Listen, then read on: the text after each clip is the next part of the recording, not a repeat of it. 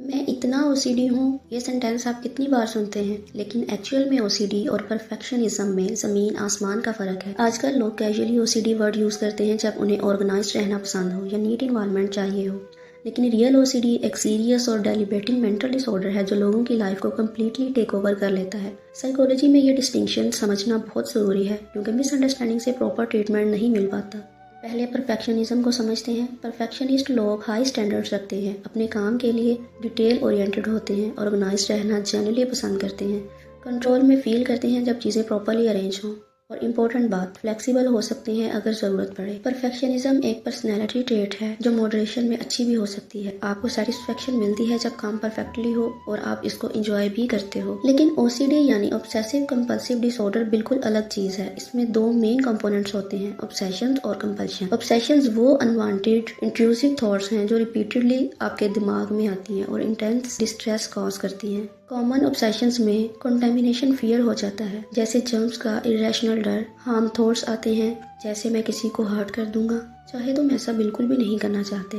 Symmetry या order का obsession होता है जिसमें चीज़ें परफेक्टली अलाइंड होनी चाहिए, नहीं तो एंजाइटी होती है। रिलीजियस या मॉरल थॉट्स जो डिस्टर्बिंग और अनवांटेड होती हैं, ये थॉट्स तुम्हारे कंट्रोल में नहीं होते, रिपीटेडली आती हैं और सवेयर डिस्ट्रेस कॉज करती हैं।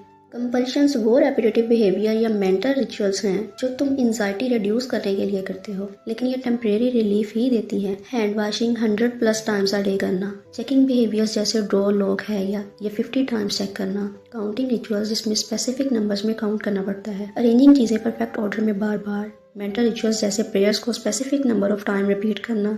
की पॉइंट ये है कि तुम ये बिहेवियर रोकना चाहते हो लेकिन रोक नहीं पाते। ये तुम्हें डेली लाइफ में 1 से 2 हॉर्स या ज़्यादा कंज्यूम कर लेती हैं। टेम्परेरी रिलीफ मिलता है, फिर ऑब्सेशन वापस आ जाता है, सीवियर डिस्ट्रेस होता है और लाइफ सिग्निफिकेंटली इम्पेक्टेड होती है। जब नहीं कर पाते प्रॉपरली तो रिलेशनशिप सफ़र करती हैं, नॉर्मल एक्टिविटीज़ इम्पॉसिबल हो जाती हैं। ओसीडी का डायग्नोस्टिक क्राइटेरिया DSM-5 में क्लियरली डिफाइन है। ये सिम्टम्स कम से कम moderate to severe impairment cause करती हैं डेली फंक्शनिंग में। ओसीडी वालों को पता होता है कि उनके थॉट्स इरेशनल है लेकिन कंट्रोल नहीं कर पाते। ये ईगो डायस्टोनिक है, मतलब तुम्हारी आइडेंटिटी के अगेंस्ट लगता है।